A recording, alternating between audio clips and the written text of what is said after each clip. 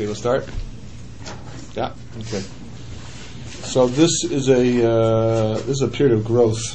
I mean, all year round we're supposed to be growing. All year round we're supposed to work on ourselves. It's Tshuva is a time that we're supposed to be focused on rectifying that which we do wrong the rest of the year. But we know that this specific time of year is a specific time for growth. So it's Omer, the time of Pesach. Pesach is Mon Jul. It's the time that we're supposed to break away, become free of that which holds us back. And as the Gemara refers to Sahara, it's the Seor Shaba'isa. It's like the yeast in the dough. A little bit of yeast causes inflation, things to rise to become much more than they actually is.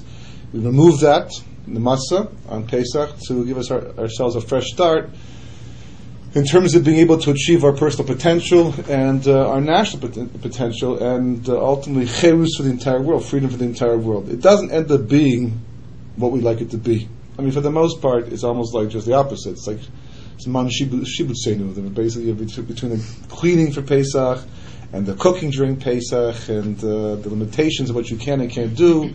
You can't go to restaurants. You can't do the same that you might do, let's say, during Sukkot or other times of the year, but somehow that's supposed to be more of a liberating reality, and it culminates in Shavuos. It's the prerequisite. It's what's crucial for Kabbalah Satar. And Chazal have a nice little way of reminding us what we're trying to achieve at this time, where we're going, what the end goal is supposed to be. We know there's 49 days of Omer from Pesach until Shavuos. Shavuos is the 50th day itself. And 50 always represents the idea of being l'malam min teva, breaking out of the physical, source of oppression that keeps us back from being who we're supposed to be. And if you take and Lag BaOmer, which is coming up this Motzi Shabbos, is kind of like a break in that period of time. We know the break exists for a couple of reasons, primarily because that's when the Talmidim of Rabbi Kiva, according to one shita, the main shita, that's until the Talmidim of Rabbi Kiva stopped dying. They had begun to die after Pesach until Lag BaOmer. That was the day they stopped. Also, that was the day that the Rashbi, Rabbi Shimon Yochai, was Megala the Zohar. That's when he revealed the Zohar, which is a little unusual that we should celebrate that because for the most part, most people don't learn it, and they're even afraid of it to some degree because we've been told you can't open it up. Should learn till the age of 40, married, has some background, and of all the things that we celebrate the course of the Jewish year, celebrating the revelation of the Zohar, a work, a sefer that most people don't even have much connection to, is a little bit unusual. But that's what we say. It was the day of Gilu, which is also amazing because Lag BaOmer, it's like the 33rd day of the Omer. That's all it means, Lag BaOmer, right? So there's obviously some significance, but it turns out that being the 33rd day of the Omer, so you have 32 days up until that point in time, which is the gematria of the word leiv, right? And then if Lag BaOmer breaks up after stops the that period of time, the next period of time it's like a threshold to the next period of time, and the next amount of days totals 17, which is the gematria of the word tov. So Chazal explained that's really what we're after. We're trying to get a leiv tov over this period of time. The combination of all the work we're doing, we're supposed to be doing, the growth we're supposed to achieve, is to achieve the level of what we call leiv tov. It sounds very simple. In Pirkei Avos, that's considered to be the ultimate midah the person can actually achieve, because whatever other good midas you have to develop somehow emanates out from having a leiv tov. And that's the reason why, at this time, Rabbi Kiva students were nifter, because they were doing the same thing all year round. It wasn't that this began after the first day of Pesach to have sinas chinim or these kinos, like a kina in a negative way, but this was a midah amongst his Talmidim the entire time. And he was the one who says, Klal Gadol b'Torah, v'ahavta l'recha kamocha. So you can't have a Rebbe who says that, emphasizes the reus amongst people, and then have Talmidim who don't have that reus. So even though that was they were noheg to be that way all year round, nevertheless, the period of time where Kosh Baruch Hu took them to task was at this time, because this is the time specifically we're developing a leiv tov. The rest of the time we're working on ourselves all year round anyhow, and obviously leiv tov is a goal no matter what time of year. But this is the period of time specifically we're supposed to achieve it, and that's why if you look at the luchos, very often people draw the luchos where they're being held together in the shape of a heart, because that is really what we're trying to achieve. It's a prerequisite for Kabbalah Torah. To receive Torah is to achieve that level of Leiv Tov. And the Torah itself makes this point by pointing out that that Bnei Israel, by the time of Kabbalah Torah, they achieve this fantastic level of Kishuch HaBalev Echad, like this, like a single Jew with a single heart. The Torah speaks about the Jewish people in the singular, and Chazal asks, why does it say Yachanu Tachas Ahar Neged Ahar? Why, as I mentioned, the plural, but it says V'yichen Tachas Ahar, which refers to a single individual. He camped at the base of the mountain. So Chazal explained, because to tell you that that moment in time the Jewish people achieved unity, tremendous unity. And, considering we have jokes like 2 Jews and 3 opinions and 3 Jews and 6 shuls and all these type of things we can, talk about the machlokes, it's a significant thing. So it's almost like the Torah is saying, almost as important as Kabbalah Torah, which is a fantastically important event, was the fact that Jewish people got along with each other, which brings the last time in history, for the most part. From that point onward, it's been basically fighting and achalokas and disagreement. There's never been a period of time of unity like that. That was the power of Kabbalah Torah, to be able to achieve that level of unity. But it was more to do with the Omer itself, and the concept of 50, and the sphere of the counting. It's all tied into that. And the truth is, the process actually begins back on the El Seder, obviously. And that's the reason why the next day we start the counting of the Omer, because whatever was achieved at the Seder is being continued through the Omer from that point onward. Because Leil Seder, Chazal explained that HaKadosh Baruch Hu puts a special koyach into the world, into the Olam, that allows us to achieve things that we can't do on our own all year round. It's a special matana. In fact, they explained that all year, the rest of the year, on every Chag, you have to do something to bring the light to you.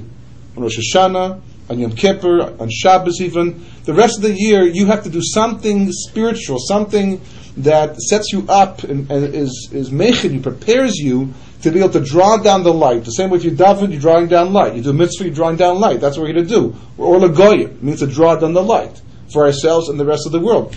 All year round, if you don't do something to bring the light down, the light won't come down to you necessarily. It might come into the world, but not to you. The only time that the light actually comes down on its own, without you doing anything, is Leil Seder, until Chatzot. By the time the 3 stars come out, says the Chochavim, until Chatzot, which is why they have become as we finish by Chatzot, is because that's the opportunity when HaKadosh Baruch Hu puts the light into the world, which is ironic because of all the Chagim, of all the days of the year where we actually do something, it's Leil Seder. Rosh Hashanah, you daven for an hour, whatever, Rosh Hashanah, you daven, and you come home and do the school, it's Simanim basically, and you're finished. Maybe you'll learn a little bit Mishnayos that night, but for the most part you're finished. Go to bed early, whatever. Right? Yom Kippur the same thing as well. There's not much to do besides the tefillah itself. And Shabbos we have activities, but not that complicated. The Kiddush, Motzi, some Zmiris, Divrei Torah. That's the end of it. The one night of the year where we're doing so much to create an atmosphere and to trigger something in Shemaim is Leil Seder. The Haggadah is the most complicated, complex activity the Jewish people get into in terms of the Chagim. And that's the one night it's supposed to be free. The one that it's supposed to come down no matter what you do in the year. So it should be, you can just sit there at the table and just say, I'm ready, send me the light, give me my portion already. But we don't do that instead. So Chazal explained that to make sure that you're in the right place at the right time, you're osik in the Haggadah the entire night. They made it that you would be there the entire night because you get distracted. Someone says to you, there's a person going around in the neighborhood from door to door giving it $100. Whoever opens the door, right? What time is he coming? We have no idea. But he'll be there. He's in your neighborhood, your door. Your neighbor calls up from them and says, "He was just by my house. He just gave me $100." Right? Fantastic opportunity, right? But you're not going to stand by the front door the whole day. Right? On the other hand, you don't want to miss it, right? So you're kind of hanging around the door, but you might do the bathroom, you might do the laundry, All of a sudden, what happens is, he comes to your door at that one moment that you went downstairs for 1 second to turn the dryer on, and he walks away, right? So it's not enough just to have the opportunity. You have to also be there, at the right moment, the right time. So the Haggadah is structured in such a way not to draw the light down, but just to make sure you're there to receive it and makabel it. There's one time I'm always worried that my biggest concern about going on these trips is that it's like almost a ruse to get me out of the country the Mashiach is going to come, dafka, when I'm not there. I'm waiting. When's he going to finally come? And the one time I go out of the country, I get stuck at Chutz La'aretz, he's going to come. It was a time when at the airport, we went to pick up my in-laws. They're coming back from New York, and it was before they renovated the airport and built the whole new airport. But it was the other, I think it was now called Terminal 1 or something. But we're waiting, and there were 3 or 4 major flights that came at the same time. So tons of people were coming out. And you have this big viewing screen where you can watch the people coming out. They're all coming up, and you know how it goes. If you bring your sefer, you never open it up. If you don't bring your sefer, you want to open it up. That's usually the way it goes. So I was trying to decide what to do. At the last second, I foolishly left it back in the car, and sure enough, they did not come out on time as we had hoped they would, and all kinds of people are coming out, and it gets boring. I just couldn't handle just standing there looking at all the people come out one after the other. And there was something else going on in the Knesset at that time. I can't recall exactly what it was, but I thought, Damascus is over here. I'll just go for 5 minutes, just literally 5 minutes, take a look at the headlines, and come back. And more than likely, the odds are that they're still not going to be at that point in time. And I literally was 5 minutes in Damascus. And I came out, I'm looking around, and I can't see anyone from my family anywhere. And I'm looking all over the place, I'm going back and forth, because I'm thinking to myself, there's no way they're already out. And if they're already out, how do they miss me? They live without me in the end, Shows you how important I was. And I'm looking around back and forth, and I can't see them anywhere. So I thought, okay, well, let me just for the fun of it, just take a look outside.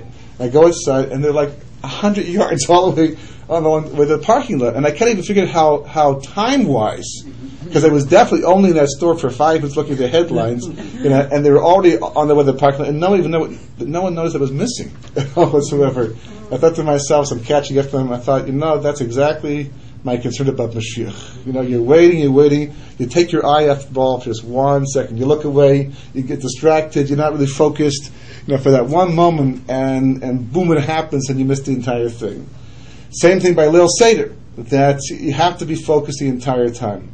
That's one aspect. And if you're not going to be focused, you won't be able to receive the light that comes down, and which is supposed to start you on your path towards spiritual growth. But that's almost, in a sense, the secondary message. The primary message has to do with the Haggadah itself. In fact, that based upon this whole discussion, it occurred to me that our whole approach to Haggadah itself is not exactly correct, because for the most part we take down the Haggadahs once a year because we're very careful to make sure they stay kosher for Pesach, and we open them up Leil Seder, and almost everyone enjoys the Haggadah, enjoys the Seder, and we get a big kick out of it, but we go whatever time we go, and then we close it up and put it away until next year. Maybe you might use it as a bench for the rest of Pesach, but how many people, when was the last time you sat down, took the Haggadah the next day and did Chazorah and reviewed it?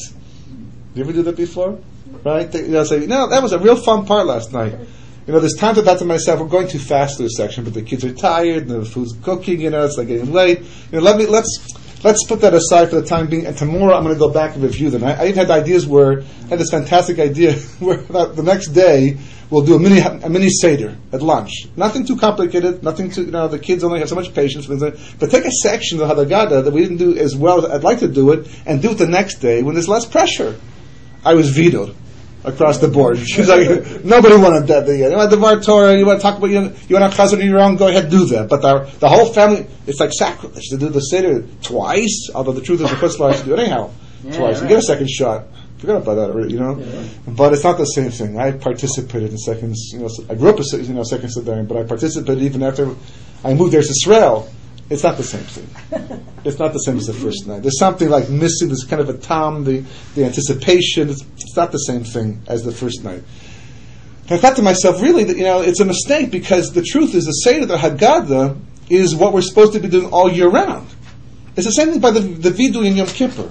On Yom Kippur, you sit there going, because of this, And I'm saying to myself, if I would just look at this Vidui a few times a year, maybe next year I would not hit my chest as hard. I still got bruises from last year, as hard for the Averas I did, which I said last year I would do again, and here I am again once, doing Vidui. If I would do Vidui perhaps not every day, because people do video every day. Right. Yeah, I was going to say we have this. It doesn't help. In fact, it's it's the fastest part of tefillah sometimes, and but still, you think about it. When I was in yeshiva, we used to have these things called tshuva groups, where you got together 30 days in advance of Rosh Hashanah, and you schmoozed out different ideas, and you tried to inspire one another to do tshuva. But if you did that every single day, that's what Musar is supposed to be about in the end. Musar is supposed to be about somehow, continuing on the experience of Yom Kippur all year round, to a large degree. But the Haggadah certainly deserves much more time. That's one thing. The other thing is people have it wrong to some degree. Who's the main star of the Haggadah? Who's the main star? A little lower down. A little lower in the Haggadah itself. He's not even mentioned in the Haggadah, right? You think he would be the main star, but he's not. Of the characters in the Haggadah, of the entire story, who's the main character? Well, there's Paro. Not There's Paro, and then there's the Gittin. That's true, but I'm not talking about the Exodus story. I'm talking about the Haggadah itself. In the way the Haggadah is structured and set up, the way we do it, the way we read it, who is the main character? The people who are reading the Haggadah, the children, the generations to come. That's too sophisticated. Anything simpler. Don't try and be smarter than the question over here. Just very simply, when you think of the Haggadah, right? Who do you think of, in terms of like the main character? Well, Hillel invented the sandwich, so that's not the main character. That's his name. Oh, that's your name. Hungry by that point. Maxwell House. Who's the main character in the Haggadah? Children. We're getting closer. The sons? That's what I'm saying. Moshe not mentioned. The parents? No, in the Haggadah. In the Haggadah itself. In the story of the Haggadah. Sorry?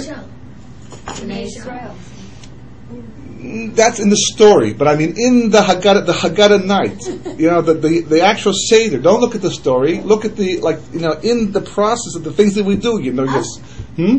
Well, we are, but I'm talking about in just the Rasha. The Rasha. He's the main star of the whole Haggadah. No one wants to hear that, but he's the one who stands it the most. No, the Chacham is barely mentioned. He just says, what are all these mitzvahs and these mitzvahs for chukim edus that Hashem Elokeinu commanded us to do, and you teach him everything until you can't eat after the Afikomen, and that's the end of him, right? He's like the Tom, barely noticeable. Eno, your daily show, barely noticeable. Who's the one that stands out the most, right, in the story? Thank you. Right? It's the Russian. Ma avodas tzos lechem. He asked a question, and we make a big thing of it, right? What does this avodah mean to you? And because he excludes himself, so we exclude him, we tell him, we break his teeth, we tell him that had you been there, we go really far with this too. We don't simply break his teeth, we even project backwards and say, because of that question, does that question really bother you that much, by the way? Are you really bothered by that question as much as the Baal Haggadah is bothered by it? He asked, what does avodah mean to you? And you break his teeth because of this, and you even go one step further to say that had you been there back in Mitzrayim at the time they were leaving, you would have been part of the 4/5 that did not leave Mitzrayim. What did I do? What did I say? What did I ask? And I just want to know, what does this avodah mean to you? So the Brisker Rav says when we ask that question, because he's bothered by this, what's the big deal over here? So he says, Ma havodas tzos lechem. When he says lechem, and the Haggadah says lechem v'lo lo, it doesn't mean obviously in a pshat level means lechem to you v'lo lo, not to the Rosh himself. But the Brisker Rav says no, lechem v'lo lo, to you but not to him. Right? This Korban Pesach business, he's not disagreeing that at one time in history the Korban Pesach was important. He agrees it's part of the. He is sitting at the Seder. Right, he is doing the Seder over here. He's not like someplace else downtown and totally disenfranchised and cut off from the Jewish people. He's at the Seder doing this entire thing. But he's asking a question: what does the Korban Pesach mean to you? He's not saying it never meant something to anybody. He says to you right now. Why? Because a long time ago in Mitzrayim, when the Jewish people were, of the Vadazar, as the Medrash points out, which meant they were involved in the Egyptian idol worship, and one of which was a goat, and they had to make a point that they were no longer attached to the Egyptian way of thinking. So part of making the break was to bring in the Egyptian gods and the sacrifice and the whole thing.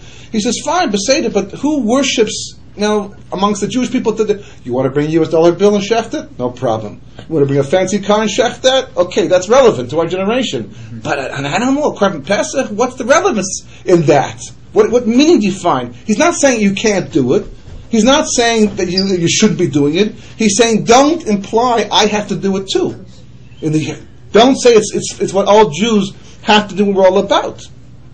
And so we break his teeth and we tell him that had you been in Mitzrayim, you wouldn't have gone up, because that question implies something that undermines not just the purpose of what it means to be Klal Yisrael, but undermines the whole point of Ma'aseh Bereishis again. In those few words, when he asked that question.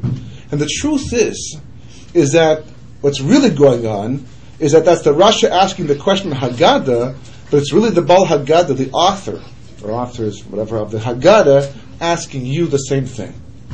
That's the question you're supposed to answer that night throughout the Seder.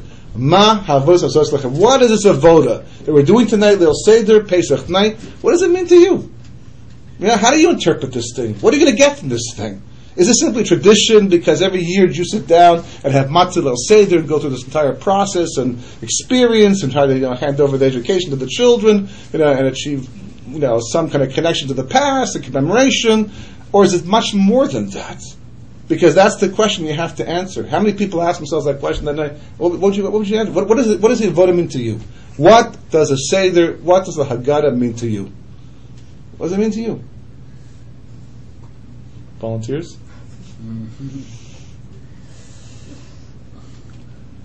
So maybe I'll tell you what it's supposed to mean. What it's supposed to mean. We have been in exile for thousands of years. Not only have we been in exile for thousands of years, but for the most part we only know exile.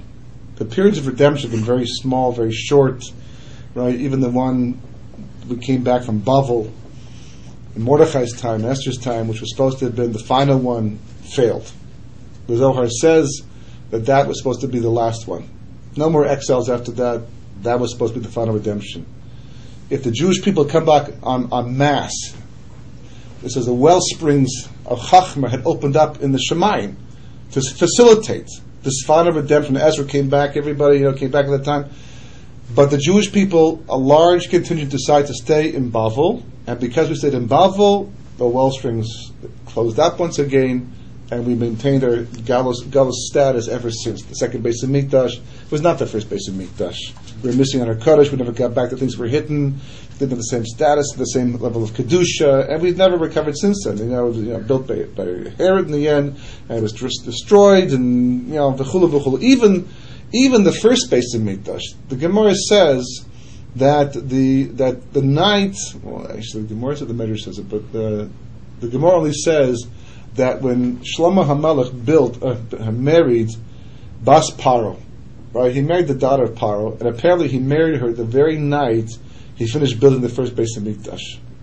The very night. There's a reason for that. He wasn't simply, you don't just go out and marry, the daughter of Paro the night you finish the base of Mikdash because that's what you feel like doing. He knew that when he finished the first base of Mikdash, the world was very close to world rectification. And since he was who he was, extremely intelligent and qualified individual, he thought he could finish the job off by bringing the tzotzim sparks into the Klal Yisrael, and that was a major repository, Mitzrayim still, of some of those sparks, and he had a cheshbon, but he was wrong about it. He made a mistake, almost cost him everything, and the Gemara says that when he married Bas Paro, that's when the reed was already there from David Melch's time, from Mephibosheth, right? That's when I think Gavir came down, put stones around it, and it became Rome. It became the island where Rome was going to be. Which means basically, when he married Bas Paro on the night that he was doing the Chanukah Beis HaMikdash Rishon, he was already putting to creation the means to destroy Beis HaMikdash Sheni. It's phenomenal. Forget about the first Korban. The second, we're not even talking, the building yet. The second, the means for the second Beis HaMikdash was already, being put in the Ma'aseh Bereshis from this act that he was doing to destroy the second temple. Which means even when we came so close to Gula Shlema, we came so close to achieving this fantastic level of redemption for all of the Jewish people and all of mankind. It didn't last very long. Moments, literally moments, before the whole thing came apart. And we've been exiled for the most part ever since Adam HaRishon. In fact, he was the first person to actually experience Galus, exile, because he was the first person to actually experience redemption. Mankind was created in the Geula. Even though we're used to Galus, we're used to exile because that's what we've been now for thousands of years. And even we have redemption if we still go back there. Anyhow, with the Hanukkah redemption, for example, the time of Hanukkah, it lasted about 25 short years, and even then it was so much a Geula. And before she asked the question, what was really achieved in the end? Because, very shortly there was a civil war between the two warring factions amongst Klal Yisrael. They invited the Romans to come in to quell it down. They said they took over, and Pompey came and destroyed everything just started to collapse. But the first man, Adam HaRishon, was created into redemption, and that's what we're trying to recover. That's where we're trying to go back. Ultimately, it's Gan Eden, but even this world, basically, Gan Eden can be achieved on some personal level that we call Gula, and that's what we're trying to achieve, and that's what the Haggadah comes to bring. That's what Cherus is all about. It's not simply about having the freedom to make decisions on your own and do things when you want to do them, but it's about achieving this ultimate level that Adam HaRishon was created to be when he first came into the world. In fact, if you look, that the actual gematria of the word Adam is equal to Geula itself. Because when a person is an Adam, Memela, automatically they're in Geula. What does that mean? So it means the following thing. The Kitzur. A very short version, basically. Kodesh Baruch Hu creates Adam HaRishon on the 6th day of Ma'aseh Bereshis, and in the 6th hour he brings all the animals before him. And he says to Adam HaRishon, I want you to name the animals. The Torah says whatever he named them, that was their name. As opposed to what? That wasn't their name? Whatever he named it, that wasn't their name in the end? He's playing some kind of game over here, charade? Kodesh Baruch Hu says, what's this one? It's an elephant. Wrong. What is it? What's it supposed to mean? Right? So the Medrash explains that Adam had, or Kabbalah explains really, Adam had the capacity to be able to look into the actual animals and see the essence of the midah that they represented, and therefore the name he gave it, because Hebrew words are more the conventions to describe the essence of something, right? So he says, he calls it whatever he called it. Kodesh Baruch Hu said, correct.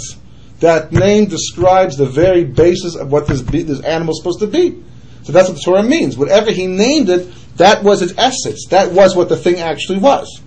So Kodesh Baruch Hu turns to Adam HaRishon and says to him, so now, having done that successfully, what will you call yourself? Because don't forget, he had no wife at this point in time, so no one called him anything until now. So he said, what will you call yourself? He says, I'm going to call myself Adam. So Kodesh Baruch Hu says, that's nice to the point. It's very, just 3 letters over there.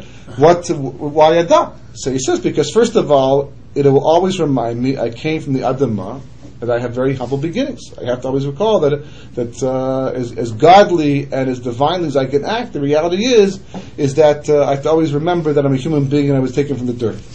My origin has to be always before me at all times to remind me that I have to be subservient to Kodesh Baruch Hu and be a humble individual.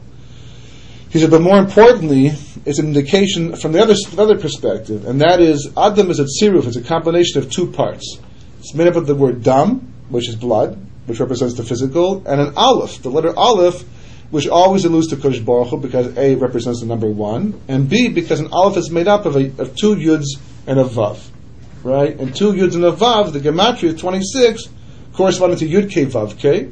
So Adam would always know and never forget that he is a combination of 2 realities, a physical body, with which we're all familiar, and a neshama, which is totally ruchani. Because that's easy to forget. That was the whole machlokas in Noach's time. Right? Do we service the body, or do we service the soul? And since no one has seen a soul, except usually the bottom of your shoes, maybe a fish might buy in the marketplace, but the actual soul itself, we don't see that so much at all. It's invisible completely. So how do you know it exists? How do you know it exists? So there's different things you can do to basically, provide evidence for its existence, because the body is not self-sacrificing, that's for sure. All nobility that mankind achieves does not come from the body. The body is not interested in nobility. It's not interested in becoming famous for good reasons. It's usually interested in becoming famous for the wrong reasons at the end. But the fact that we can do that, we can overcome the Tzahara, the fact that we can act in noble ways, implies there's some other element to us that goes beyond the physical body itself. And that's what Noach was. That's what he was basically, teaching the world, and the world disagreed. And the truth is, it's the basis of Western society too. The machlokus, the disagreement between us and ourselves on one level, and the Jewish people and the rest of the world, is that mankind is more than the physical body. There's a soul there too. And you have to service that, and if you don't service that, then basically, no matter how free you believe you are living in exile. You are a slave to the Yetzer Hara. And as long as they're both maintained, because you can't overly maintain the Aleph. If you focus too much on the Aleph part, the spiritual part, which is basically what cults do, and Eastern religions do, where they say, forget the physical world. It's corrupt. It's evil. I mean, the Catholic Church, for the longest time, said you couldn't get married. So how do you plan to propagate the species? It's a technical problem, right? So they came along and said, you can get married, but it's a sin, right? Mankind can go on through sin, right? But how do you sanction that? Just getting more complicated with the second. It's like, they kept fudging the whole thing. You ever wonder why they were orphanages near nunneries? That's the reason why. Yeah. And and then you have Eastern religions that basically you have Buddhist priests and you have all these monks who live in these shrouds out somewhere in the Himalayas and the mountains, and they don't really get involved, or at least not that we can see, maybe behind closed doors they do things, but humans will be humans, but they cut themselves off from the physical world. That's not usually the problem in the Western world, right? That's not usually the problem over here in North America, in Canada, in the States, or England, or Europe. Usually it's the reverse. Usually we squash the Aleph, and we feed the Daled Mem, the physical part, the materialism, the Gashmias, the part that we enjoy, the cookies. It's like, that's not really for the soul, although you can try and justify it, but for the most part, that's feeding the body. Because you don't give the body a cookie, it ain't going to sit here tonight and listen to Shir. That's how you, literally, that's what Shabbos is all about.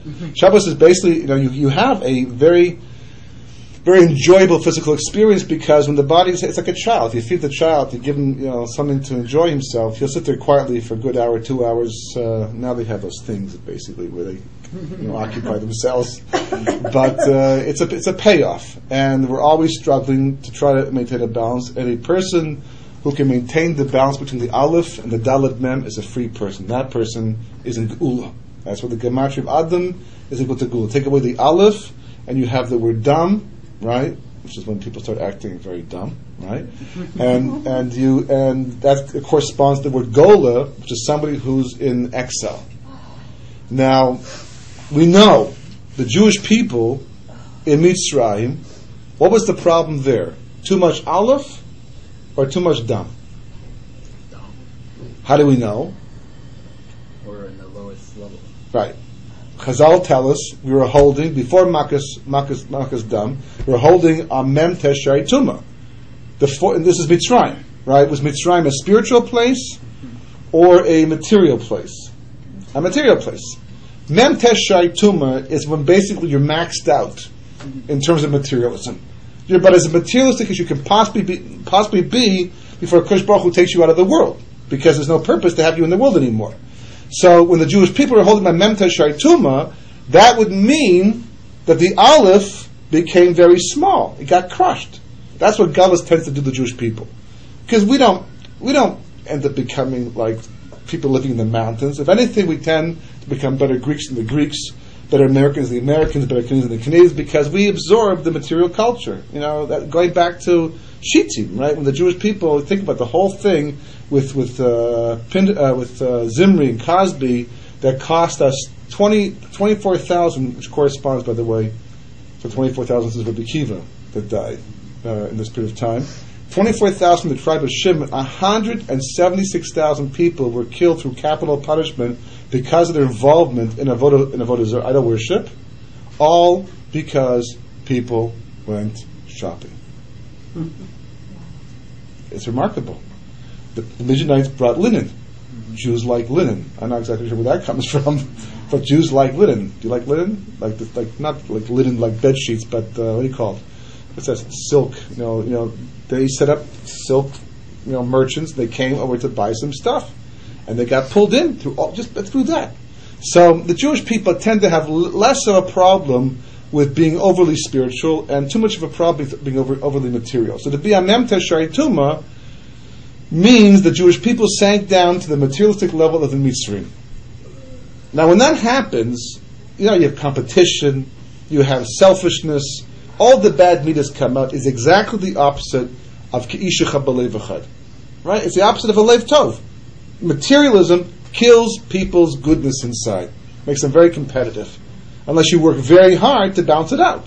When you're super spiritual, so there's still room to be caring about other people. But when you become very materialistic, you become very, you don't have the same level, the same elokus, same godliness that you do when you're supposed to have. Okay, so that's what the Jewish people are holding. We have to fix that. Kosh Baruch Hu says we have to rectify that. How are we going to do that? How are we going to rectify the Jewish people? But the first thing you have to do is tell them where they're holding. Right? The first thing you should do is show a person, on what level they're actually holding in the end. When I was not religious all my life, to say the least.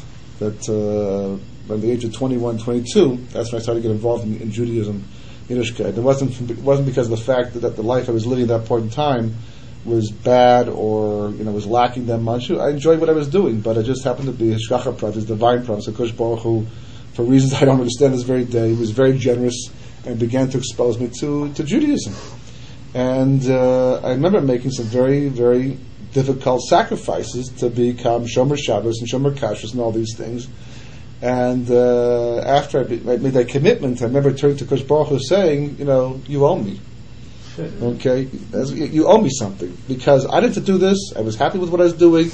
Millions of people, billions of people are doing this right now. I could have been perfectly content on my secular way of life. I was a pretty clean-cut kid as far as people go in that society. And I had business set up for me, and I made the sacrifice for the sake of truth. And then I went to yeshiva, and I learned for a year. And I realized what had actually happened over here, and how it wasn't so much a sacrifice on my part, but on Kosh Baruch Hu's part for waiting so long till I got around to waking up to the truth. So I said, okay, maybe you don't exactly owe me something, but it's at least 50-50 over here. We're partners in this, right? I gave up something, and you gave up something. And then I learned for a couple years more. And when I finished learning for a couple years more, it's like, I can't believe you waited that long. If it was up to me, I would have destroyed you a long time ago. I owe you everything in the end. You have to appreciate where you're holding. To be able to do tshuva, you have to be able to, to realize where you've sunken down to. Right? So what does the Kodesh Baruch Hu do? What's the first plague? Makas dam. Why? Well, to afflict the Nile River. Okay, so make it dry up. Right? Put oil there. Kill the fish. There's all kinds of things you can do. The biggest mistake we make is we think that the Makos, the plagues, were for them, for the Mitzrayim, but they weren't. If they were a failure. In fact, the Kodesh Baruch Hu says to Moshe, been in Parsha Shmos, he says, something? I'm going to bring 10 plagues, in Mitzrayim. So, wow, 10, Kodesh Baruch Hu says, don't get so excited right now. You should know. They're not going to work. At least the first night. The first night, Paro is going to say, no, the entire way through. By Makkah Bechoros, the last Makkah, the final Makkah in Mitzrayim, that's the one. Because Paro will lose his firstborn son, and he also is a firstborn. He'll finally relent and say, you can go out. So what should Moshe have said at that point in time? Skip the first night. What are we doing here? Right? If they're not going to, you're God. I don't know. If I am selling vacuum cleaners, I don't know what's going to work and what's not going to work.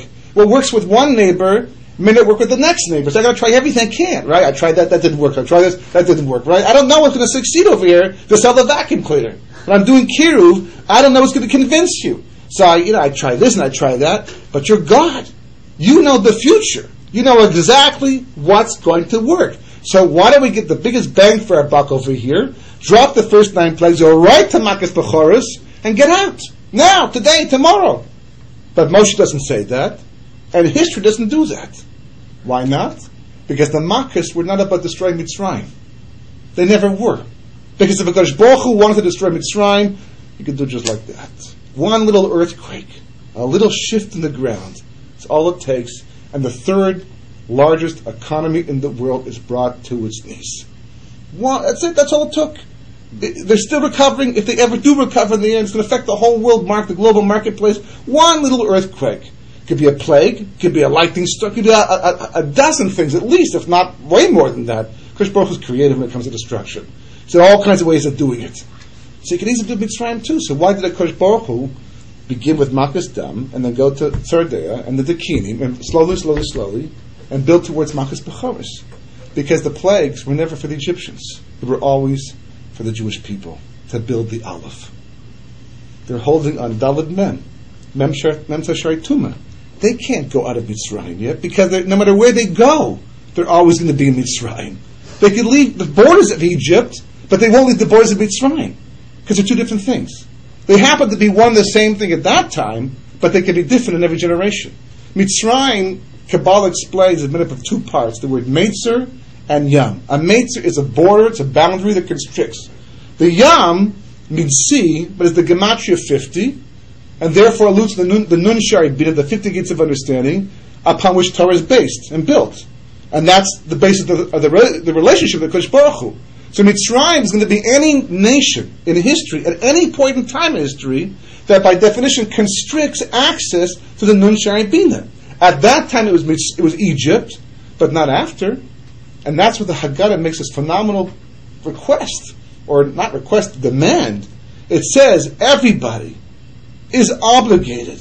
Not just they should do it, it's a nice idea, it's commemorative, but everybody is obligated, chayav, to look at himself as if he too is leaving Mitzrayim, because he is. Because you are. In every generation you are.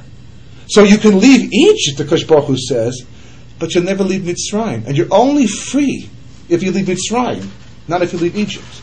Because we see, for example, remember Sharansky, people like that, they sat in Russian jails, and they were free people. They were physically incarcerated, but they had a certain spirit of freedom that people who were living outside the jails never do their entire life. Function of will, function of mentality. So Kosh Baruch Hu says, it's nice to take them out of Egypt, that I can do in a second, but leaving Mitzrayim is what you have to do. I can't impose, and I won't impose, that type of cherus on you. I can impose the physical cherus, but the psychological, mental, which is the main cherus, the main freedom, you have to do yourself. I can facilitate it, I can build it. So therefore, and the Pri Tzedek actually says exactly this, that every single plague that Kosh Baruch Hu brought in Mitzrayim increased the revelation of God in Ma'aseh Bereshis, and therefore expands the Aleph to the point that by Makas Bechoros they get the Aleph back, and once you get the Aleph back, physical redemption happens de facto.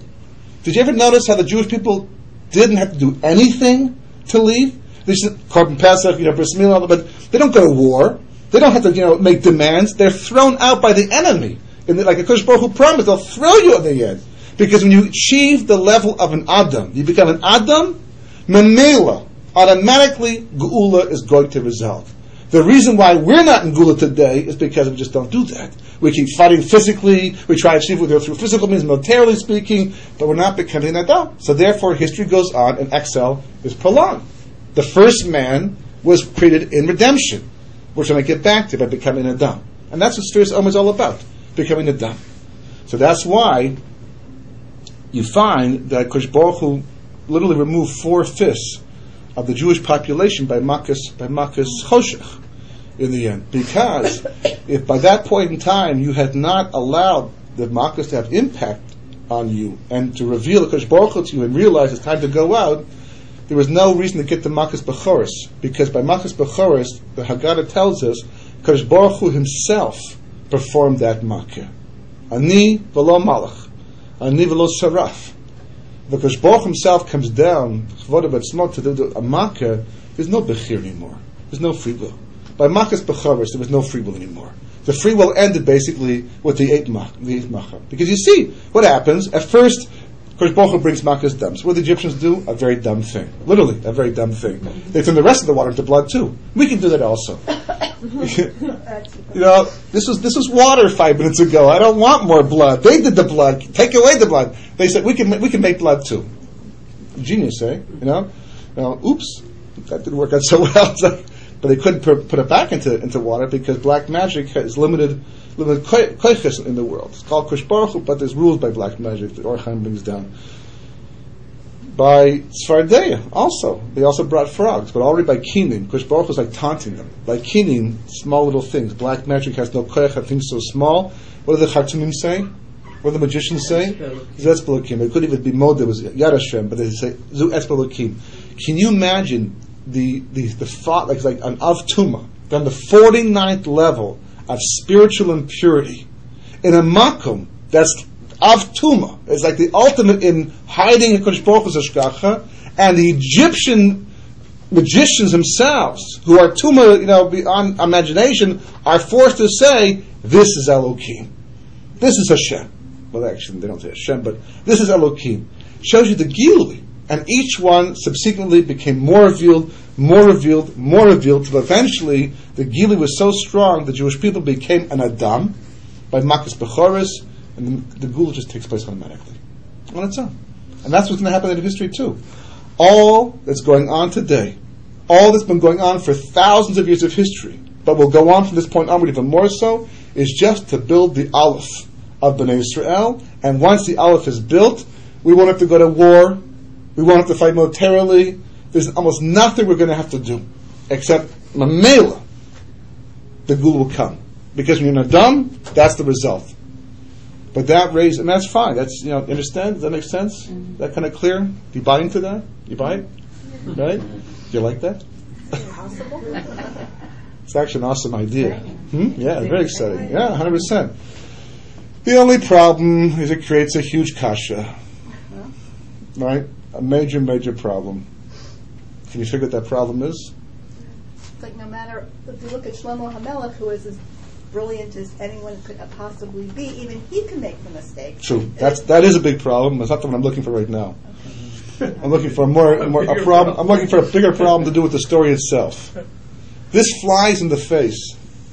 Just a little X on the table over here. This flies in the face of some very important concept that we've raised all of our lives and we bought into hook, line, and sinker. Literally, it's a contradiction of something we've been told the entire time. It's so fundamental to the whole Seder. You know what that thing is? It's very simple. Just that I know the answer, you don't. The question is this: why do we eat matzah on the whole Seder? And not bread? Well, two reasons, because it's lechem honi, and also to remind us that we're in a hurry. Okay, the second one's the main reason.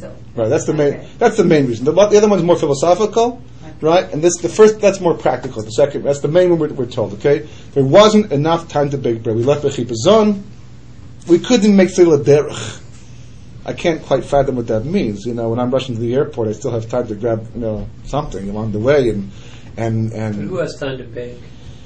Well, the truth is that's also a problem because I'm sure you've seen matzah being made before. You watch matzah being made? Nice, slow, calm process, right? People laid back, having a good time making those matzahs, right? Like that's not what's going on, right? When people bake matzah, it's a frantic experience. It's like people are screaming and rushing around. It's like you feel, if you're not involved, you feel like really uptight and tense watching the entire process. Why? Because it takes 18 minutes leaving flour and water mixed together unworked to become chametz gamur. Nobody had 18 minutes in the process for a year. It wasn't like Moshe showed up and said, "We're leaving 15 minutes." Right? Drop your spades. For a year, they've been watching the systematic destruction of Mitzrayim. They knew the Gul was coming at some point in time. People are cooking food all the time, and certainly by Makas Bechoros they could feel that something was about to take place, and nobody had time to let water and flour sit for 18 minutes and become chametz. Just think. We'd be all the cleaning, no more. Because someone thought to make bread a little bit in advance. The problem by matzah baking bread is not having enough time. The problem is always having too much time. Clearly. Right? So what does it mean? So the question comes now, did we eat matzah because there wasn't enough time to bake bread? Or was there not enough time to bake bread, so we would eat matzah? See the difference in the questions? Right? Up until this whole discussion, everybody without the first thing, right? We eat matzah because there wasn't enough time to bake bread. But a little bit of an investigation and thinking through the reality, it's amazing what we take for granted and just take it straight. Just like eat it up. We're told, we're taught, we're fed these things, right? And you got to think it through. Yeah, we eat matzah because the Kodesh Baruch Hu wanted us to eat matzah, as the Brisker Rebbe points out. Avram Avinu ate matzah on Leil Seder hundreds of years before there was a Jewish people Mitzrayim. But we eat matzah because the Kodesh Baruch Hu made sure there would not be enough time to bake bread and break bread, that we should have matzah on Leil Seder. The question is why? Why is it so important? At first we thought it was incidental, a commemoration of what once took place. Now we're finding out it's ikari. It's very fundamental. So we're told that we had no time to bake bread. Why not? Why was there no time to bake bread in Mitzrayim? What was the problem? Why couldn't we stay a little bit longer? An hour, 2 hours, a day, a week, a month. We've been there for so long already. What's the difference?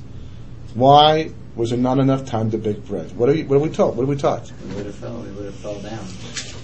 We're holding Memtei Shari Tum like we said before, and one more second would have pushed us over the edge into 50, at which point we'd be literally spiritual oblivion. Do you ever try and move 6 million people out of some place? You ever try to move 5 people to some place? Get your family together, go on a vacation, or to go to school, or go out for dinner someplace.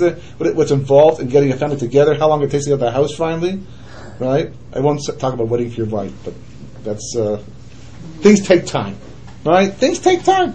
To move 6 million people, 3 million Jews, 3 million Erev out of Mitzrayim, but nobody was stuck there for a few minutes more. What if the first guys who got out, fine, they're free, but the last guys who got out, half a day later, maybe they fell to Nun Shari Tumah by the time they finally left. Okay, so maybe Kodesh Baruch Hu arranged it that the first guy left early, so the last guy left exactly. What are we talking about over here?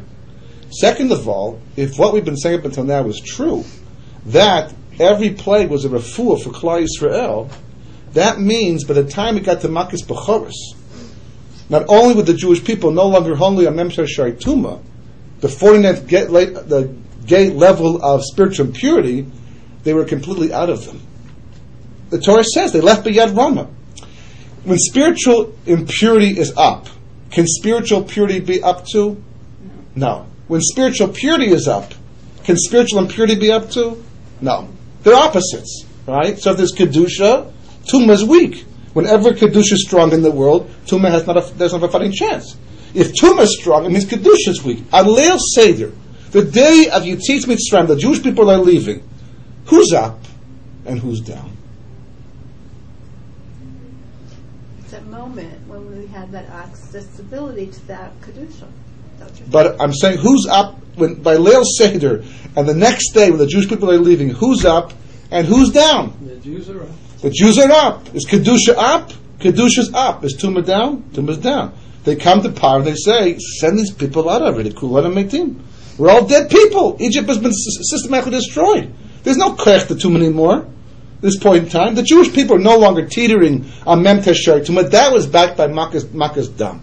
If a Kodesh Baruch Hu had not interfered in history early and brought the first plague, at that time we would have gone down to Nun Shari Tumah and been destroyed. But now, by Makkah's Bechoros, after every Gilu of the Kodesh Baruch Hu, when Kodesh Baruch himself performs the final Makkah in Mitzrayim, and there's such a Gilu Shechina, there's no Bechir anymore, at this point the Jewish people are held by Nun Shari Kedusha. So the question now comes back. Why leave so quickly? See the question? Do you buy into that question? It's a great question. Thank you. It's not mine. I wish I could take credit for that question. It's not mine. That makes you think, like, what have we been thinking all along? Yeah, I was just as surprised as you were when I first saw it myself. But it's incredible. It's incredible. So then the question comes back, why did we have to leave so quickly? No reason to stay. There's no reason to stay. Well, the truth is there actually was a reason to stay. In fact, the Rizal says the whole point of going down to Mitzrayim was to raise the Egyptians to Nun Shari Kedusha, rather than us be dragged down to Nun Shari Tumah, or Memtei Shari Tumah. So there was a reason to stay. In fact, had we stayed a little bit longer, something very dramatic would have happened. And that's why we had to leave early. What would have happened? What kind of shift? the balance. To what? Back to Tumah again? The Egyptians would have done Shuvah, you see? That's a good thing. Yeah. You're saying the opposite. You're saying that we would have lost that edge. Yeah. That's you. You don't know that. You're just guessing. Yes. Right. And you're saying the opposite, right?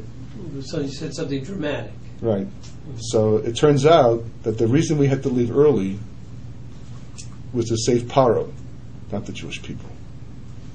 Was to save evil, not the good.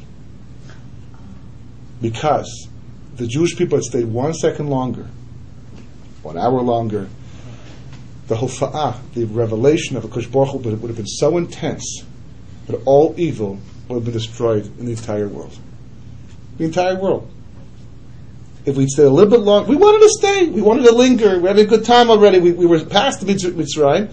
We left Mitzrayim early, not to, this is what the Mefarshim say, not to say Bnei Israel, because we were already safe. The 4/5 were already gone, the 1/5 were already out of Tumah, clearly, right?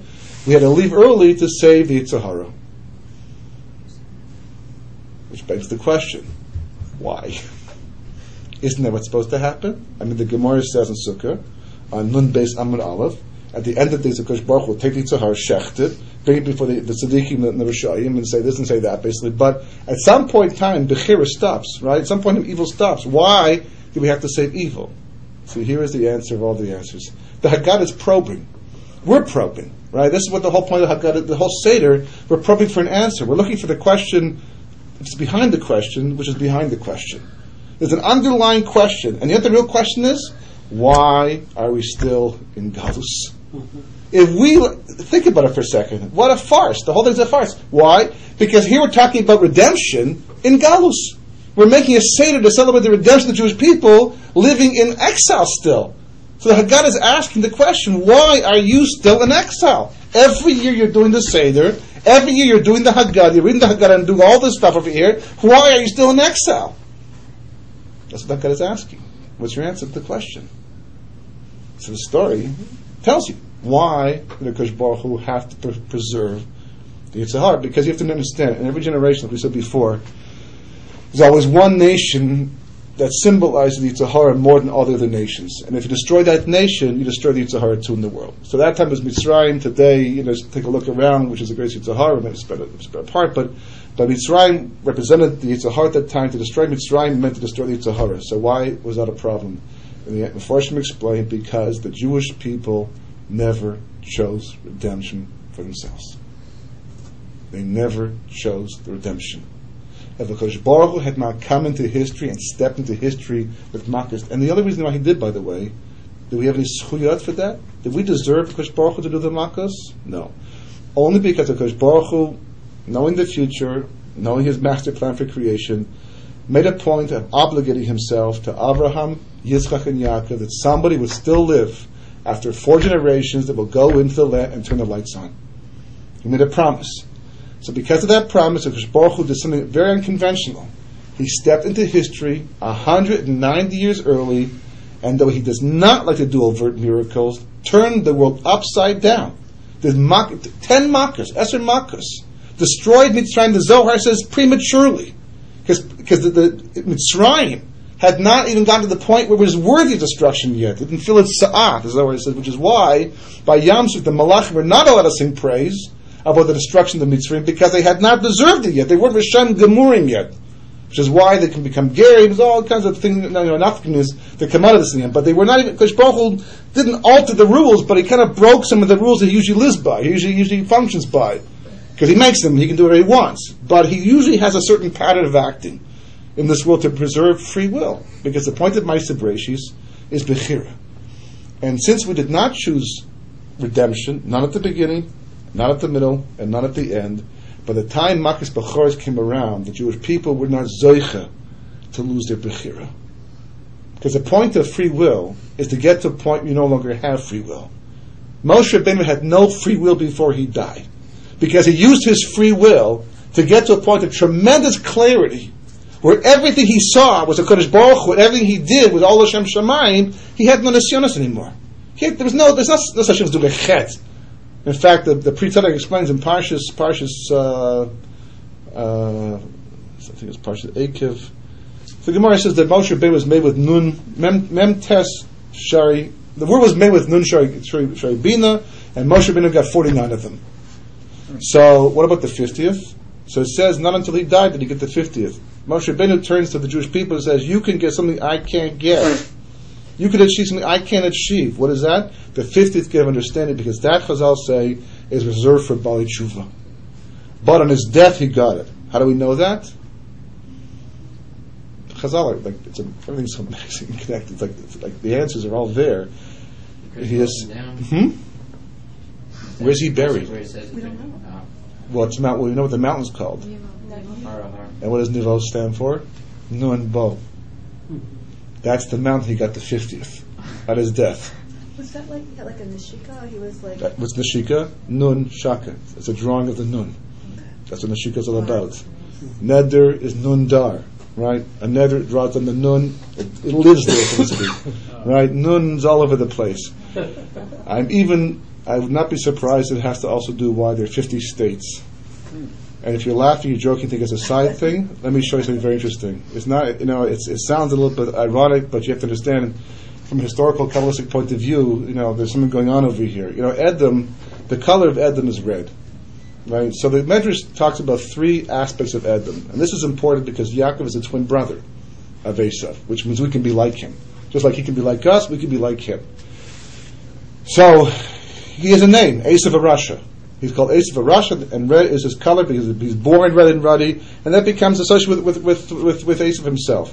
There are 3 aspects to Esav. There's Esav the brute, Esav the thief, Esav the Ganuz, right? The guy who takes what he wants when he wants it with no remorse whatsoever, as the Medrash points out. There's Esav the religious guy, who comes and says to his father, "How do you take meiser on straw and salt?" Which you don't, but he likes to make it look like you do. So it's like an artificial religion, so to speak. It looks like the religion, but it's not really religion in the end, right? Which you'll see there's an application to that too historically. And there's Esav the businessman.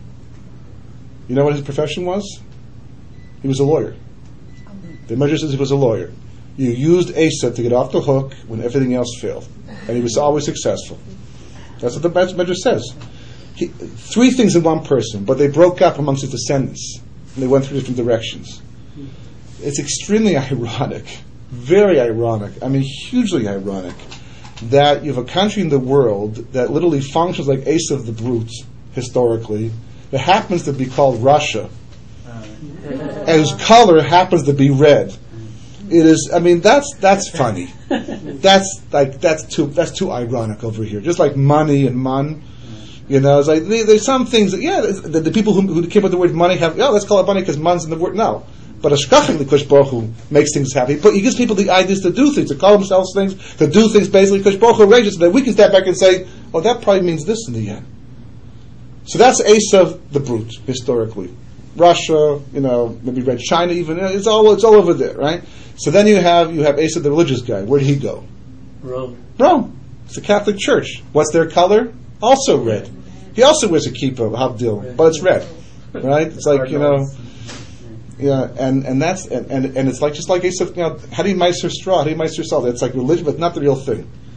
It's exactly the same idea. You can be religious, serve God, and then do crusades and murder innocent. That the businessman went to Rome too. Not like America. Not like America, right? But America is unique. It's different than by Rome it's red, by Russia it's red, by America it's red, white, and blue, with some stars in there as well. Right now, what's the blue doing there? What's the blue doing there? Israel. Right? So let's take a look. The Medrash says that Esav is like a chazer. What does he do? A chazer, a pig has 2 split hooves, that his feet are split. So he puts them forward. The other siman that shows kashrus is inside. You can't see that. It's hidden away from view. But the hooves are out in the open. So he said, look guys, I'm kosher. You can eat me too. Just like a cow. Right? And people get fooled by that. That's the whole point. The Medrash says people get fooled. Conceptually. So, of all the cultures the Jewish people have ever gone to live amongst, to become a Russian, a communist, you have to really basically abandon Judaism. To become a Roman, you can't be frum and be a Roman at the same time. Like, let's go, kept Shabbos and Motzi Shabbos for activity, let's go watch the gladiators. It doesn't quite flow. It doesn't really quite go. But America, it's amazing how comfortable you can be from and be American too. And being a Canadian, you can see there's a difference. See, in Canada, we never really absorbed Canadian culture. The from community never really absorbed, like we're there, and just like and most cultures, because Canada is not a melting pot. Canada goes out of its way to give you permission to preserve your culture living in Canada. The downside of it is there's no unity in the end. We have no sense of achdus that you have in America. No sense of, there's no real Canadian pride per se, a little bit here and there, but not like you have in America, which is, for a from Jew, good, because it allows you to stay loyal to Yiddishkeit while living in a foreign country. But in America, you see from Jews, basically, it can be totally from, but there's still a certain amount of Americanism that pervades, because it's comfortable, because they make it a place that you can actually live. That's the blue. And they even have stars, just like the Magen David. And then you have 50 states, not 51. There actually are more than 50 states, but we don't count them as states. But there's Puerto Rico, there's other places where there could have been states. Some say Canada, much to the chagrin of Canadians, right? But 50 states, that's a very, very significant number, especially since Mitzrayim means Meitzer Yam, the constriction. And it's amazing that you think about it, that the founding fathers of this country used the Bible, used the Torah, as the basis for the Constitution, and supported Jewish ideas. And Hebrew was mandatory in colleges, major colleges, until the 50s. The valedictorian was told, used to give us the address in Hebrew, because they wanted Hebrew to be able to give it over until the 50s. And they had on their money, "In God we trust," which is a phenomenally fantastic thing for the Gentile world. Unfortunately, the Jewish people get absorbed into that and say, you see, it's not as strange as you think it is. Much more kosher than you think. That may be the blue and the red, white, and blue in the end. But the main point is, in all of that, and all of it, in the whole discussion, there's obviously a lot of side issues here. But the main point is the Jewish people, by Makkos Bechoros, they were holding already in the level of Biyad Rama. They had left all the Tumah. We left Mitzrayim to preserve evil, so we could preserve free will and make a choice that we want to go back to the state of Geula. Which means the matzah does not commemorate what was accomplished. The matzah commemorates what was left undone. Every year, the Seder, the matzah, it looks at us amongst this fantastic table. We have the gashmis, the beautiful silver, the plates, whatever, the food, and there's poor man's bread. Right in the middle of the entire thing, saying to you, it's nice, right? You have a good time, enjoy the food, enjoy all the fine dishes and wearing the nice clothes, but don't forget one thing, you're still in exile. Why? Why? If you're still in exile, it's because you have not made the choice to be redeemed. Your aleph is still lacking.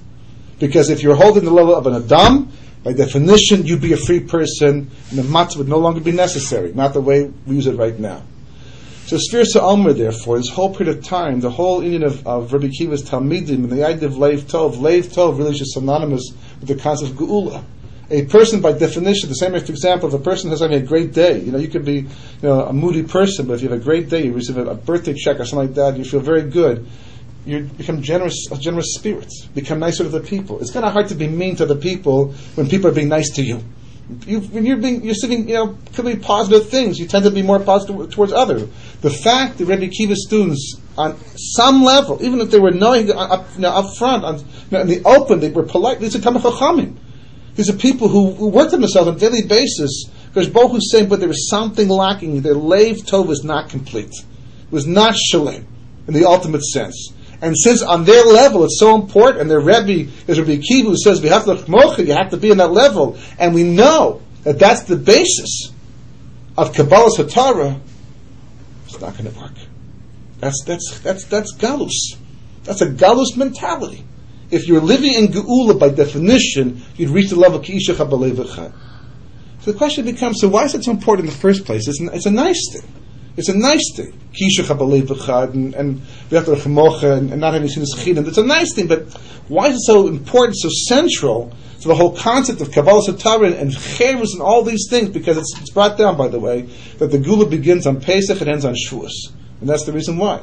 And not only that, by the way, it's also brought down that Pesach is going to be the Yom Tov Rishon, Shavuos is Yom Tov Sheni, the last day, and the Omer is like Chol HaMoed. connecting the entire time. It's like one big yantiv and chag from Pesach until Shavuos. It's a very unique, concept over here. So why is it so central? So the Ramban brings down a very interesting vort on the mitzvah of Yetach Mocha. What is the essence of the mitzvah to love your neighbors yourself? What does that mitzvah really ask you to do? Is the mitzvah asking me to be chesedic, to be kind? We have other mitzvahs for that, he points out. Walk in Kodesh Baruch Hu's ways, as Rambam points out. Just like he's chanun, you need to be chanun. He's rachum, you need to be rachum. There's all kinds of other mitzvahs we have that tell me, to give tzedakah. I have to lend money to my brother without ribbis. There's all kinds of mitzvahs that tell me that I have to be chesedic. What does the mitzvah to love your neighbors yourself mean? In the end, especially since we know that it doesn't always mean give the thing that you want to somebody else. The famous mice in the Gemara with two people, with a canteen of water. Right? One canteen of water belongs to one person, enough water for one person to survive. What do you do? What do you do with that canteen of water? So the mitzvah to love your neighbor yourself would say share the water. Just like you want the water, he wants the water, so share the water. If you share the water, you're both going to die. So that's one opinion. One opinion says share the water, so neither person has to see the other person die. Right? But Rabbi Kiva comes along, the one who says normally love your neighbors yourself, says no, but the Torah says v'chai b'hem. You have to live in the mitzvah. So therefore, the one who owns the canteen is mechuyev. He's obligated to drink the water, even though it means watching his friend die. That's the mitzvah. In that situation, in that scenario. Hopefully nobody will ever be tested like that, but that's the mitzvah. The Ramban says that's the case. What does the mitzvah mean to love my neighbors myself? Because there's times clearly when Lamaisa it doesn't work out that way. So he says, very, very fascinating. He says the mitzvah to love your neighbors yourself is a mitzvah to be objective. Not a mitzvah chesed. To be objective. Why? How did it come out? Because the basis of Kabbalah Torah is objectivity. I once walked behind a group of people who had just finished a shiur, and the way it worked out, they were walking as I was walking out, and they were talking about the shiur. I just gave over, going over some of the points. And it was totally astounding how 5 people had 5 different takes on what I said, and all of them were wrong. Or off. They missed the point. I stopped and said, that's not exactly what I meant, I wondered, how many other people? That's like the first 5, how many other people? And I wasn't clear. I tried so hard to be clear. And it's amazing. We're all sitting in this room together, and I'm assuming that what I have said, you have heard, and that you've heard the way I've meant it. But I have no idea. Because you have your take on things and your biases. When you're subjective, we're always twisting stuff to make it work out. And it's astounding how people twist things. You can't believe how far people go to twist reality. You say, how did you get that? How did you get there in the end? Well, that's what subjective will do. We do it ourselves as well. We think we're hearing the truth, but it's being filtered through our own personal biases. That's the case with the fundamental problem. How do we know? I know Hashem gave the Torah, but how do I know that we received it? Loud and clear and accurately. How do I know that what the Klal Yisrael got back at Har Sinai was in fact the Torah Sheba'al Peh, because stuff was written down. Right? But Torah Sheba'al, how do I know? So the Torah says, because one time, and one time only in history, way back at the beginning when it counted the most, the Jewish people got to the level of Kishach HaBalev Echad. Well, how does that tell me? Because Kishach HaBalev Echad means that everybody was equal in everybody's eyes. See, the moment I'm subjective for myself, I'm biased for me. The moment I'm subjective for you, I could want for you more than I want for myself, but I'm now being subjective for you. And therefore I'm also twisting the reality for your benefit in the end. But the moment I can love my neighbor as myself, says the Ramban, we're equal. When we're equal, nobody's biased, and everybody is objective. And that's why the Torah makes a big deal of saying, Ke'ishach HaBalev Echad in advance of Har Sinai. To tell you that at Har Sinai, Kabbalah Torah, the Jewish people were holding on the level of love your neighbors yourself, which means they were objective. Which means the Torah they heard is the one that God spoke. After that, it was written down and passed around. There's all kinds of distortions here and there. But the original Torah we received at the beginning, that was what Hashem gave over, because the Jewish people were raised at the level of Ke'ishach HaBalev Echad. They achieved a Lev Tov, as a sphere is supposed to bring out. Now, it's interesting because you can always read, the details, the depths. The fact that the first 32 days equals the word leiv means that automatically after the Seder, the beginning of the Omer automatically will create a leiv for a person. The trouble is getting the tov part. That's the kisha chabalevachet part, right? To get a leiv, everybody's got a heart, right? His heart is in the right place. Well, not always. People have hearts and they make mistakes. So, for example, Shaul HaMelech, he waited a few seconds too long. Even he was Lashem Shemaim, by the way. He wasn't like being selfish. He had a svara for what he was doing over here. And he was a chacham. He was Yir Shemaim. Right? Want to bring karbanas, right? You can't bring karbanas as long as the Amalekis are gone. The moment you kill the last Amaleki, you have to destroy all the animals too. So he thought, I'll get around this. I'll make a loophole for Lashem Shemaim. I'll keep one Amaleki alive, and I'll bring all the karbanas, and then I'll kill him after that. And that 1 second costs us Haman. And Amalek for the rest of history. You can have a heart, right? Lots of, as they say, the road to Gehenna is paved with good intention. And it really is, to a large degree. It's the Tov part. And the Tov, by the way, goes back to the Ganuz, which is called Tov. That's the clarity that Kosh Baruch is lighted Ma'aseh Bereshis. How do you get the Tov? So it's very interesting, because what's the threshold? It's Lag BaOmer. Lag BaOmer is the day that we cross that new realm called Tov. But that's Kabbalah. That's the Zohar. Who learns Kabbalah? Right? Besides Mukubalim.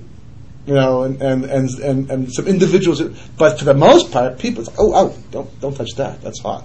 Right? That burns you. And it can, 100%. So then, how does it work out? How do you get that? How do you get, let it be the Torah Shebal Peh or Musar, something it's tangible to all of us, the Leiv Tov. Okay, so it's not basically now that everyone should go learn the Zohar at this point in time, but it means basically that if you want to get a Leiv Tov, you have to go deep. There are 4 levels on which Torah exists: Pshat, Remez, Drush, and Sod, Pardes. The word paradise comes from the word Pardes. Right? You knew that before? Because the first paradise was a Pardes. But it wasn't a Pardes just that was like an apple orchard. It was a Pardes where Adam knew Torah and Akash Baruch Hu on the 4 levels of Pshat, Remez, Drush, and Sod. That was his reality. And if you're going to live a superficial existence, take things for face value and not go deeper. Then ask the question, and keep going till you get to a real answer, you'll miss the Geula. Your Aleph will stay too small. You'll never experience true Cherus. And the Jewish people will have to unfortunately wait until Be'itah, the last possible moment for the Geula to come, which then usually comes with the war of Gog and Magog. We don't want that. We don't want that at all. Not on a personal level, not on a national level, not for the entire world. We'd rather have a Geula Barachamim, a peaceful, merciful Geula. Okay. How do you do that? By building the Aleph. You build the Aleph, you join the Dam, you become a Dam, you become free. If enough people do that, right, you can create a tipping point, change the entire tide, the entire direction of history, and bring the Geula, the Shleimus, but Barachim at the same time. This is the period of time that we're supposed to focus on that, work on it, go deeper, ask yourself the question, what do I understand? How do I know it's true? And is there more to the story than I possibly could? I might be living at this point in time. The deeper you go, the more you draw that light down, the more you feed the Aleph, the more you become a Dam, and the more you experience freedom.